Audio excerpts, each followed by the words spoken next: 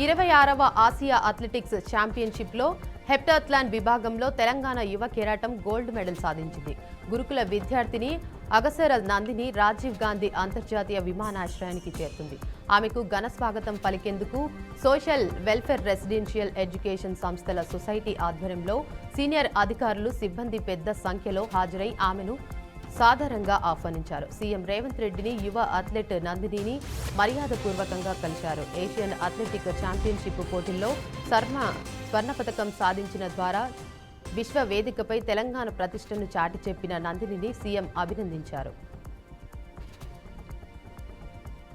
పేదలకు అందుబాటులో ఉండాలనే రేషన్ షాపుల ద్వారా సరుకులు అందిస్తున్నామని మంత్రి కొల్లు రవీంద్ర అన్నారు. గత ప్రభుత్వం వైసీపీ హయాంలో రేషన్ బియ్యం పక్కదారి పట్టిందని ఆరోపించారు. ప్రజల కోరిక మేరకే రేషన్ షాపుల ద్వారా సరుకులు అందించడం జరుగుతుందన్నారు. షాపుల అందుబాటులో ఉంటే ఏ సమయంలోనైనా సరుకులు తెచ్చుకునే వాళ్లమని ప్రజలు తెలిపారని, అందుచేతనే ప్రభుత్వం ఈ నిర్ణయం తీసుకుందని మంత్రి కొల్లు స్పష్టం చేశారు.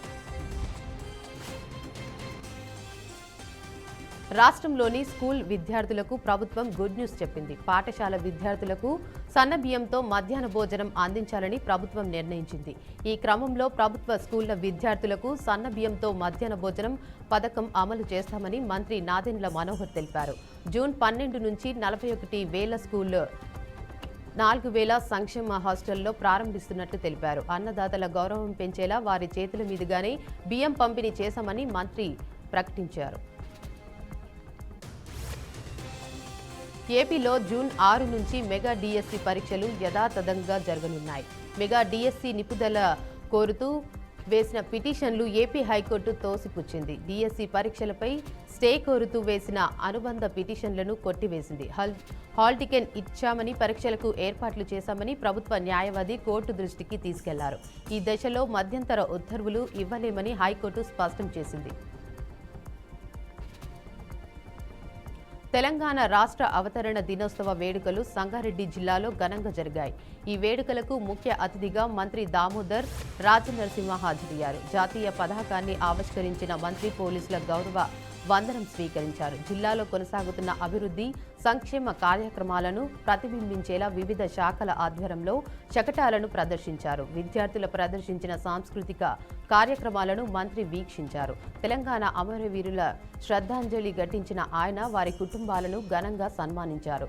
జిల్లాలో అమలు చేస్తున్న అభివృద్ధి కార్యక్రమాలు సాధించిన ప్రగతి గురించి మంత్రి ప్రసంగించారు. రాష్ట్ర అవతరణ దినోత్సవ వేడుకల స్ఫూర్తితో తెలంగాణ ప్రగతిలో అన్ని వర్గాల ప్రజల మమేకం కావాలని పిలుపునిచ్చారు.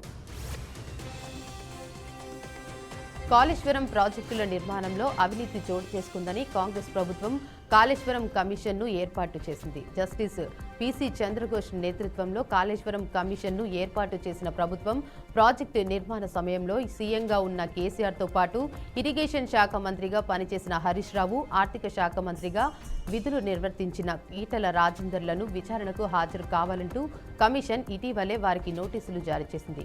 ఈ నేపథ్యంలోనే జూన్ 5న కేసీఆర్ కమిషన్ ఎదుట విచారణకు హాజరు కావాల్సి ఉండగా తాను జూన్ 5న విచారణకు హాజరు కాలేనని, జూన్ 11న తప్పక హాజరవుతానంటూ తాజాగా కేసీఆర్ కమిషన్కు సమాచారం అందించారు.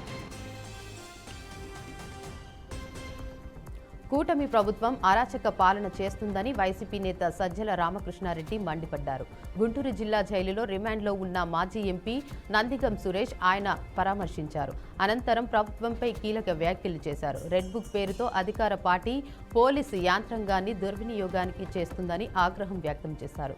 చట్టాల ప్రకారం పనిచేయాల్సిన పోలీసులు చట్టాలను తమ చేతుల్లోకి తీసుకుంటున్నారని మండిపడ్డారు. రాజకీయ కక్ష సాధింపులతోనే సీఎం చంద్రబాబు పాలన చేస్తున్నారని సజ్జల అసహనం వ్యక్తం చేశారు.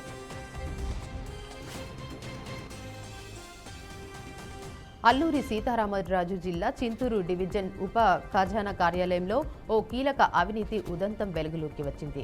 STO Vamsi Kalyan, senior accountant Samuel లంచం తీసుకుంటూ ఏసీబీ అధికారులకు రెడ్ హ్యాండెడ్గా పట్టుబడ్డారు. ఓ పాఠశాల ఉపాధ్యాయుడు ఫకీర్ దొరకు సంబంధించిన 12 లక్షల రూపాయల బిల్లును కోసం ఎస్టీఓను సంప్రదించగా లంచం డిమాండ్ చేయడంతో బాధిత ఉపాధ్యాయుడు తమను ఆశ్రయించినట్లు ఏసీపీ అధికారులు తెలిపారు. దీంతో పక్కా ప్లాన్ ప్రకారం బాధితుని వద్ద ఎస్టీఓ ₹1,00,000 నగదు తీసుకుంటుండగా రెడ్ హ్యాండెడ్గా పట్టుకున్నట్లు డీఎస్పీ నాగేశ్వరరావు వెల్లడించారు. కేసీఆర్ తెలంగాణ పేరును ప్రపంచ స్థాయికి తీసుకువెళ్తే రేవంత్ రెడ్డి ప్రభుత్వం ప్రపంచ ముందు తెలంగాణ పరువు తీసిందని మాజీ మంత్రి హరీష్ రావు విమర్శించారు. తెలంగాణ భవన్లో రాష్ట్ర అవతరణ దినోత్సవం సందర్భంగా పార్టీ నేతలతో కలిసి జాతీయ జెండా, పార్టీ జెండాను ఎగురవేశారు. అభివృద్ధిలో కేసీఆర్ అగ్రగామి అయితే అబద్ధాలు ఆడటంలో రేవంత్ రెడ్డి అగ్రగామి అని ఎద్దేవా చేశారు. ఇదే ఈ ఇద్దరి మధ్య తేడా అని హరీష్ రావు ధ్వజమెత్తారు. బీఆర్ఎస్ ఏ పార్టీతో పొత్తు పెట్టుకోదని, రాబోయే ఎన్నికల్లో ఒంటరిగానే పోటీ చేసి 100 సీట్లతో అధికారంలోకి వస్తుందన్నారు. కాంగ్రెస్ సర్కార్ను అర్జెంటుగా గద్దె దించి తాము అధికారంలోకి రావాలనే ఆలోచనలో లేమని కేసీఆర్ ఇదివరకే స్పష్టం చేశారని హరీష్ రావు గుర్తు చేశారు. తప్పు చేసిన వారికి కులం, మతం ఏంటని హోంమంత్రి వంగలపూడి అనిత ప్రశ్నించారు. తెనాలిలో 3 యువకులను పోలీసులు రోడ్డుపై కొట్టిన ఘటనకు స్పందించిన ఆమె తొలిసారిగా స్పందించారు. Vijayawada Satyanarayanapuram model police station డీజీపీతో కలిసి ప్రారంభించారు. ఒక గంజాయి బ్యాచ్ పోలీస్ డిపార్ట్మెంట్ మీద చేసుకున్నప్పుడు జరిగిన ఘటనను రాజకీయ రంగు పులిమి కులం, మతం అంటగట్టడం ఏంటన్నారు. నంద్యాల జిల్లాలో సిపిఐ నాయకులు భారీ ర్యాలీ ధర్నా నిర్వహించారు. ఈ ధర్నాలో సిపిఐ రాష్ట్ర సెక్రటరీ రామకృష్ణ పాల్గొన్నారు. కూటమి ప్రభుత్వం సూపర్ 6 హామీలు వెంటనే అమలు చేయాలని డిమాండ్ చేశారు. లేని పక్షంలో వామపక్ష భావాలు ఉన్న పార్టీలను కలుపుకొని ఉద్యమం తీవ్రతం చేస్తామని హెచ్చరించారు. అర్హులైన నిరుపేదలకు పట్టణంలో 2 సెంట్లు, గ్రామాల్లో 3 సెంట్లు ఇంటి స్థలాలు ఇచ్చి నిర్మాణానికి 5 లక్షలు ఇవ్వాలన్నారు. రైతు భరోసా కింద రైతులకు 20,000 రూపాయలు వెంటనే చెల్లించాలన్నారు. తెలంగాణ ప్రభుత్వం అమలు చేస్తున్న పేదలకు సన్నబియ్యం ఏపీలో కూడా అమలు చేయాలని కూటమి ప్రభుత్వానికి సూచనలు చేశారు. పథకాలు అమలు చేయడం పట్టించుకోకుండా 82,000 కోట్ల రూపాయలతో గోదావరి టు బనకచెర్ల నీటిపారుదల ప్రాజెక్టు నిర్మాణం గురించి చంద్రబాబు మాట్లాడటం భావ్యం కాదన్నారు. కాకినాడ జిల్లా గండెపల్లి మండలంలో విషాదం చోటు చేసుకుంది. తాళ్లూరు గ్రామంలోని జియన్న స్వామి ఆలయం వద్ద కోనేరులో ప్రమాదవశత్తు కాలుజారి తండ్రి, కొడుకులు మృతి చెందారు. ఇక ఘటనతో మండలంలో తీవ్ర విషాదం నెలకొంది. గండెపల్లి మండలం బొర్రెంపాలెం గ్రామానికి చెందిన సాగి శ్రీరామ్మూర్తి, సాయి సంజయ్ శ్రీరామ్ అనే తండ్రి, కొడుకులు మైలు మాపుకునేందుకు ఆలయానికి వచ్చారు. దేవస్థానం పక్కనే ఉన్న కోనేరులో స్నానం ఆచరిస్తుండగా ప్రమాదవశాత్తు తండ్రి నల్లబాబు కాలు జారి కోనేరులో పడ్డారని భక్తులు తెలిపారు. మునిగిపోతున్న తండ్రిని కాపాడేందుకు కొడుకు ప్రయత్నించగా ఇద్దరు కోనేరులో మునిగి చనిపోయారని వారు తెలిపారు. పోలీసులకు సమాచారం ఇవ్వడంతో ఘటనా స్థలానికి చేరుకుని పరిశీలించారు. స్థానిక గజ ఈతగాళ్లతో మృతదేహాలను వెలికితీశారు. ఘటన కేసు నమోదు చేసి దర్యాప్తు చేసినట్లు సిఐ వైఆర్కే శ్రీనివాస్ తెలిపారు. పల్నాడు జిల్లాలో ఏపీ సైబర్ నెట్ మాజీ చైర్మన్ గౌతమ్ రెడ్డి సంచలన వ్యాఖ్యలు చేశారు. జూన్ 4న వెన్నుపోటు దినంగా జరుపుకోవడం జరుగుతోందని, వెన్నుపోటుకు బ్రాండ్ అంబాసిడర్ చంద్రబాబు అని గౌతమ్ పేర్కొన్నారు. వైసీపీ ప్రభుత్వంలో 2.80 పైసలకు కరెంటు కొనుగోలు అవినీతి జరిగింది అని హంగామా చేసిన టీడీపీ ఇప్పుడు అధికారంలోకి వచ్చిన కరెంట్ను 4.80 పైసలకు కొనుగోలు రాష్ట్రాన్ని అప్పుల పాలు చేసిందన్నారు. గత ప్రభుత్వం వైసీపీలో 5 సంవత్సరాలలో 3 లక్షల కోట్లు మాత్రమే అప్పులు చేసింది అని కేంద్ర ప్రభుత్వమే తెలిపిందన్నారు. చంద్రబాబు అధికారంలో వచ్చిన మొదటి సంవత్సరమే 1,46,000 కోట్ల రూపాయలు అప్పు చేశారని విమర్శించారు. అధికారంలోకి వచ్చిన తర్వాత పోలీసులు హామీలు మరిచిన కూటమి ప్రభుత్వం వైసీపీ నేతలపై 100 కేసులు పెడుతున్నారని ఆరోపించారు. రంగారెడ్డి జిల్లా హయత్ నగర్లోని రేషన్ షాపుల వద్ద ప్రజలు క్యూ కట్టారు. Ration card number entry machine thumb పెట్టే సమయంలో సాఫ్ట్వేర్ సాంకేతిక లోపంలో స్థానికులు తీవ్ర ఇబ్బందులకు గురైనట్లు తెలిపారు. ఈ నెలలో కూడా రాష్ట్ర ప్రభుత్వం 3 నెలలకు సరిపడా రేషన్ బియ్యం ఒకేసారి ఇస్తామంటూ ప్రకటించడంతో ప్రజలు క్యూ కట్టారు. మిషన్ మోరాయించడంతో బస్తాలను లైన్లో పెట్టి రేషన్ షాపు ముందు భారీగా గుమికూడారు. ఒక వ్యక్తికి 15 నుండి 20 నిమిషాల సమయం పడుతుండటంతో అసంతృప్తి వ్యక్తం చేశారు. నిన్న కూడా రాత్రి 8 గంటల వరకు రేషన్ షాప్ వద్ద వేచి ఉన్నట్లు మహిళలు ఆగ్రహం వ్యక్తం చేశారు. ఇలాంటి పరిస్థితి చాలా రేషన్ దుకాణాల్లో ఎదురవుతుందని అధికారులు స్పందించి సమస్యకు తగు చర్యలు తీసుకోవాలని డిమాండ్ చేస్తున్నారు. బీజేపీ ఎమ్మెల్యే రాజాసింగ్ కీలక వ్యాఖ్యలు చేశారు. ఇటీవల కాలంలో బీజేపీ రాష్ట్ర నాయకత్వంపై గోషంమహల్ బీజేపీ ఎమ్మెల్యే రాజాసింగ్ అసహనం వ్యక్తం చేశారు. రాజాసింగ్కు నోటీసు ఇవ్వడానికి పార్టీ ప్లాన్ చేస్తోందనే చర్చ తెరపైకి వచ్చింది. దీనిపై స్పందించిన రాజాసింగ్ సంచలన వ్యాఖ్యలు చేశారు. ఒకవేళ ఇదే నిజమైతే నోటీసు కాదు, ఏకంగా తనను సస్పెండ్ చేయాలంటూ రాజాసింగ్ సంచలన ప్రకటన చేశారు. అదే సమయంలో కొన్ని అనుచిత వ్యాఖ్యలు కూడా చేశారు. ఒకవేళ తనను సస్పెండ్ చేస్తే అప్పుడు అందరి జాతకం బయట పెడతానని హాట్ కామెంట్ చేశారు. ఎవరి వల్ల పార్టీకి నష్టం జరిగింది అనే నిజాన్ని ప్రజల ముందు ఉంచుతానని హెచ్చరించారు. జై తెలంగాణ రాష్ట్ర ప్రజల నినాదమని మంత్రి శ్రీధర్ బాబు అన్నారు. జై తెలంగాణ నినాదంపై ఒకరు పేటెంట్ ఏమీ తీసుకోలేదన్నారు.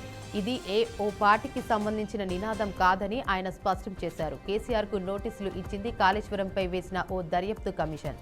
స్వతంత్ర దర్యాప్తు కమిషన్ను రాజకీయంగా విమర్శించడం ఏంటి అని ప్రశ్నించారు. బీఆర్ఎస్ బీజేపీ కలిసి నడుస్తున్నాయని కవిత చెప్పారని, అదే మాట గతంలో మేం చెప్తే పార్టీ నేతలు హడావుడి చేశారన్నారు. ఆ రెండు పార్టీల వద్ద బంధాన్ని కేసీఆర్ కుమార్తె స్వయంగా చెప్పారని తెలిపారు.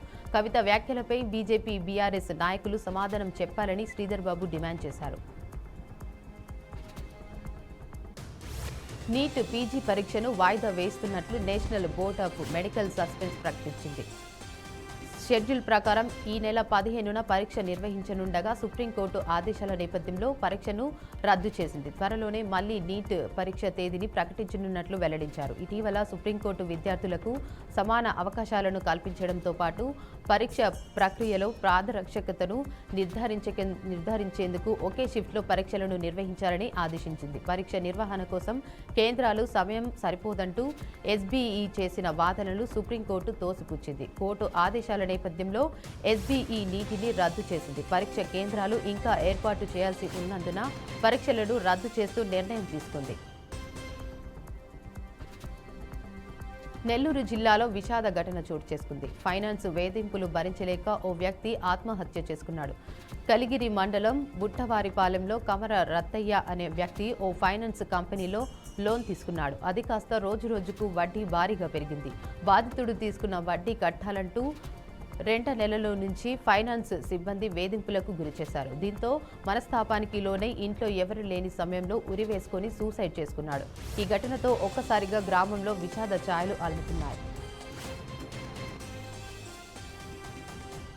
తూర్పు గోదావరి జిల్లా రంగంపేట మండలం బాడిశేలూరు గ్రామం హైవేలో ఘోర రోడ్డు ప్రమాదం చోటు చేసుకుంది. ఈ ప్రమాదంలో 5గురు అక్కడికక్కడే మృతి చెందినట్లు స్థానికులు తెలిపారు. మరో 2కి గాయాలు కావడంతో హుటాహుటిన హాస్పిటల్కి తరలించామని చెప్పారు. సమాచారం అందుకున్న పోలీసులు ఘటనా స్థలానికి చేరుకుని పరిశీలించారు. మృతి చెందిన వారు తూర్పు గోదావరి జిల్లా కవలగొయ్యి గ్రామానికి చెందిన 2 కుటుంబాలుగా గుర్తించారు. కాకినాడ బీచ్కి వెళ్లి తిరిగి వస్తుండగా వాడిచలేరు హైవే రోడ్డులో ఆగి ఉన్న లారీని ఢీకొట్టడంతో ప్రమాదం జరిగినట్లు పోలీసులు తెలిపారు. మృతుల్లో 2 మగవాళ్లు, 2 మహిళలు, 5 ఏళ్ల పాప ఉన్నట్లు తెలిపారు. కూకట్పల్లి పోలీస్ స్టేషన్ పరిధిలోని వివేకానంద నగర్ కాలనీలో డ్రగ్స్ రాకెట్ను పోలీసులు భగ్నం చేశారు. ఆంధ్రప్రదేశ్లోని అద్దంకికి చెందిన 6 వ్యక్తులు డ్రగ్స్ విక్రయిస్తున్నారని పక్కా సమాచారంతో స్పెషల్ ఆపరేషన్ టీం దాడులు నిర్వహించింది. అరెస్ట్ అయిన వారిలో ఒకరు తిరుపతిలో కానిస్టేబుల్గా విధులు నిర్వహిస్తున్నట్లు తెలిసింది. అయితే ఆయన ప్రస్తుతం పరారీలో ఉన్నట్లు సమాచారం. పోలీసులు నిందితుల వద్ద నుండి 800 గ్రాముల డ్రగ్స్, 5 మొబైల్ ఫోన్లు, 50,000 రూపాయల నగదును స్వాధీనం చేసుకున్నారు. స్వాధీనం చేసుకున్న డ్రగ్స్ మార్కెట్ విలువ సుమారు 2 కోట్ల రూపాయలుగా అంచనా వేశారు. కూకట్పల్లి పోలీస్ కేసు నమోదు చేసి ఈ ఘటనపై లోతైన దర్యాప్తు చేస్తున్నారు. అనంతపురం జిల్లా బుక్కరాయన్న సముద్రం మండలం కేంద్రంలో ఈ నెల 4న నిర్వహించబోయే వెన్నుపోటు దినం కార్యక్రమంపై వైసీపీ మండల స్థాయి నేతలతో పార్టీ సీనియర్ నాయకుడు సాకే శైలజనాథ్ సమావేశం నిర్వహించారు. కార్యక్రమానికి సంబంధించిన నిరసన పోస్టర్లను పార్టీ శ్రేణులతో కలిసి ఆవిష్కరించారు. వైఎస్ఆర్సీపీ నాయకులపై అక్రమ కేసులు పెట్టడం, దాడులకు పాల్పడడం వంటి చర్యలతో ప్రజాస్వామ్యాన్ని కాలరాస్తున్నారని మండిపడ్డారు. వెన్నుపోటు దినం ద్వారా కూటమి ప్రభుత్వంపై హామీలు అమలుకి ఒత్తిడి తెచ్చేందుకు ఈ కార్యక్రమం నిర్వహిస్తున్నామని స్పష్టం చేశారు. దేశంలో మావోయిస్టుల నిర్మూలనకు కేంద్రం చేపట్టిన ఆపరేషన్ కగార్లో ఊహించని ఫలితాలు వస్తున్నాయి. తెలంగాణ ఛత్తీస్గఢ్ సరిహద్దుల్లోని దట్టమైన అడవుల్లో భద్రతా దళాలు అడుగడుగునా గాలిస్తున్నాయి. కర్రిగుట్టల నారాయణపూర్ జిల్లాలోని మాడ్ అడవుల్లో జరిగిన ఎన్కౌంటర్లలో పదుల సంఖ్యలో మావోయిస్టులతో పాటు అగ్రనేతలు నంబాల కేశవరావు ప్రాణాలు కోల్పోయారు. ఈ క్రమంలోనే ఛత్తీస్గఢ్లోని సుక్మా జిల్లాలో కీలక పరిణామం చోటు చేసుకుంది. మొత్తం 16 మంది మావోయిస్టులు ఇవాళ మధ్యాహ్నం పోలీస్ ఎదుట లొంగిపోయారు. నియాద్ నెల్లారన్నార్ పథకంలో భాగంగా ఆపరేషన్ చేయూత పేరుతో తక్షణ ఆర్థిక సాయం, జీవనోపాధి కల్పిస్తామని హామీ ఇచ్చిన నేపథ్యంలో మావోయిస్టులు లొంగిపోయినట్లు తెలుస్తోంది. కర్ణాటక రాష్ట్రంలోని కొప్పల్ల జిల్లాలో దారుణ సంఘటన చోటు చేసుకుంది. 7 దుండగులు ఓ వ్యక్తిని అత్యంత కిరాతకంగా నరికి చంపేశారు. ఈ దారుణమంతా ఆ బేకరీలోని సీసీటీవీ కెమెరాల్లో రికార్డైంది. ఈ ఘటనకు సంబంధించిన దృశ్యాలు సామాజిక మాధ్యమాల్లో వైరల్ కావడంతో రాష్ట్ర వ్యాప్తంగా తీవ్ర కలకలం రేపింది. ఆస్తి తగాదాల కారణంగా జరిగిన ఈ హత్య ప్రజల భద్రతపై తీవ్ర ఆందోళనలు లేవనెత్తింది. నిందితులకు మృతుడికి మధ్య గత కొంతకాలంగా ఆస్తికి సంబంధించిన తగాదాలు నడుస్తున్నట్లు సమాచారం. ఈ ఘటనపై సోషల్ మీడియాలో స్థానిక ప్రజల నుంచి తీవ్ర ఆగ్రహం వ్యక్తమవుతుంది. పట్టపగలు అందరూ చూస్తుండగానే ఇంతటి దారుణానికి ఒడిగట్టడం, అక్కడున్న వారు ఏమాత్రం స్పందించలేకపోవడంపై విమర్శలు వెల్లువెత్తుతున్నాయి. కేరళ హైకోర్టు ట్రాన్స్జెండర్ల హక్కుల కోసం చారిత్రాత్మక తీర్పునిచ్చింది. ట్రాన్స్జెండర్ దంపతులు జహద్ జియా పావల్ వారి బిడ్డ జనన ధృవీకరణ పత్రంలో తల్లి, తండ్రి పదాల స్థానంలో లింగ రహితంగా పేరెంట్ అని నమోదు చేయాలని కోర్టు అధికారులు ఆదేశించారు. ఈ నిర్ణయం ద్వారా వారు లింగ నిర్దిష్ట పదాలను తొలగించి కేవలం తల్లిదండ్రులుగా గుర్తింపు పొందారు. గతంలో అధికారులు ధృవీకరణ పత్రంలో ట్రాన్స్జెండర్ లింగాలతో తల్లి, తండ్రిగా నమోదు చేయగా భవిష్యత్తులో గందరగోళం రాకుండా వారు మార్పు కోరినట్లు తెలిపారు. ఇది తమ ప్రాథమిక హక్కులను, తమ బిడ్డ హక్కులను ఉల్లంఘించడమేనని పిటిషన్ వేయడంతో కోర్టు వారి అభ్యర్థనను మన్నించింది. బెంగళూరులో ఓ మహిళ ఆటో డ్రైవర్ను ఇష్టానుసారంగా తిడుతూ చెప్పుతో కొట్టింది. ఇందుకు సంబంధించిన వీడియో వైరల్ కాగా గంటల వ్యవధిలోనే ఆమెతో క్షమాపణలు చెప్పించిన మరో వీడియో బయటకు వచ్చింది. బెంగళూరులో ఓ ఆటో డ్రైవర్ను చెప్పుతో కొట్టిన యువతిని స్థానిక పోలీసులు అరెస్ట్ చేశారు. నిందితురాలిని పాంకూరి మిశ్రాగా గుర్తించారు. ఆమె ఆటో డ్రైవర్ను దారుణంగా అవమానించిన వీడియో నెట్టింట వైరల్ కావడంతో ఆమె కటకటాల పాలింది. పాంకూరి తన భర్తతో కలిసి 2 వీలర్పై వెళ్తుండగా ఆటో డ్రైవర్ లోకేష్తో వివాదం తలెత్తింది. లోకేష్ తన కాలిపై నుంచి ఆటో పోనిచ్చాడని ఆమె ఆరోపించింది. ఈ క్రమంలో తమ ఇద్దరి మధ్య వాగ్వాదాన్ని డ్రైవర్ లోకేష్ వీడియో తీయడం ప్రారంభించాడు. అయితే పాంకారి వెంటనే అతడికి చెప్పుతో కొట్టింది. వీడియో రికార్డు చేస్తావా, నువ్వు చేయి, రికార్డ్ చేయి అంటూ ఆమె అనడం సైతం వీడియోలో రికార్డైంది. ఉత్తరప్రదేశ్ మొరారాబాద్లోని కోట్వాలీ మైనర్నాథ్ గ్రామంలో విషాదం జరిగింది. పశువులకు మేత తీసుకొచ్చేందుకు ఇంటి నుంచి బయటకు వెళ్లిన మహిళ శవమై తేలింది. కుటుంబం సభ్యులు గాలించగా మరుసటి రోజు పంట పొలాల్లో రక్తపు మడుగులో కనిపించింది. ప్రేమిస్తున్నానంటూ వెంటపడిన వ్యక్తే సైరా అనే మహిళను స్క్రూ డ్రైవర్తో 18 సార్లు పొడిచి చిత్రహింసలకు గురిచేసి దారుణంగా హత్య చేశాడు. మహిళ రహస్య భాగాలపై గాయాలు ఉండడంతో అత్యాచారం జరిగి ఉంటుందని తాము అనుమానించినప్పటికీ శివ పరీక్షలో మాత్రం అలాంటిదేమీ జరగలేదని తేలినట్లు పోలీసులు వెల్లడించారు. సైరా మొబైల్ ఫోన్లో 5 మిస్డ్ కాల్స్ని గుర్తించి వాటి ఆధారంగా దర్యాప్తు చేపట్టిన పోలీసులు అదే గ్రామానికి చెందిన రఫీ అనే వ్యక్తిని అదుపులోకి తీసుకున్నారు. అతడిని కస్టడీలోకి తీసుకుని విచారించగా అసలు నిజం బయటపడింది. తానే సైరాను హత్య చేసినట్లు రఫీ అంగీకరించినట్లు పోలీసులు వెల్లడించారు. భారత్లో కరోనా విజృంభిస్తోంది. దేశంలో కోవిడ్ కేసులు 4,000కు చేరుకున్నాయి. ప్రస్తుతం కోవిడ్ యాక్టివ్ కేసులు 3,961కి చేరగా దేశంలో కరోనాతో మరో 4 మృతి చెందారు. కేరళలో అత్యధికంగా 1,435 కరోనా కేసులు నమోదు అయ్యాయి. ఢిల్లీ, తమిళనాడు, కేరళ, మహారాష్ట్రలో ఒక్కొక్కరు కరోనాతో మృతి చెందారు. ఢిల్లీలో కరోనాతో 22 ఏళ్ల యువతి మృతి చెందింది. ఇప్పటి వరకు కరోనాతో 32 మంది మృతి చెందినట్లు అధికారులు వెల్లడించారు. నైరుతి రుతుపవనాల ప్రభావంతో ఈశాన్య రాష్ట్రాల్లో ఎడతెరిపి లేకుండా భారీ వర్షాలు కురుస్తున్నాయి. సిక్కిం, అస్సాం, మణిపూర్, అరుణాచల్ ప్రదేశ్, త్రిపుర, మిజోరాం, నాగాలాండ్, మేఘాలయలో గత 4 రోజులుగా భారీ వర్షాలు కురుస్తున్నాయి.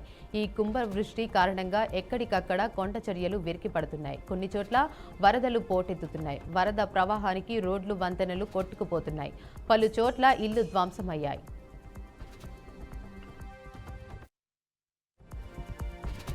సిసిలీ దీవిలో కాటానియా నగరం సమీపంలో ఉన్న మౌంట్ ఎట్నా అగ్నిపర్వతం బద్దలైంది.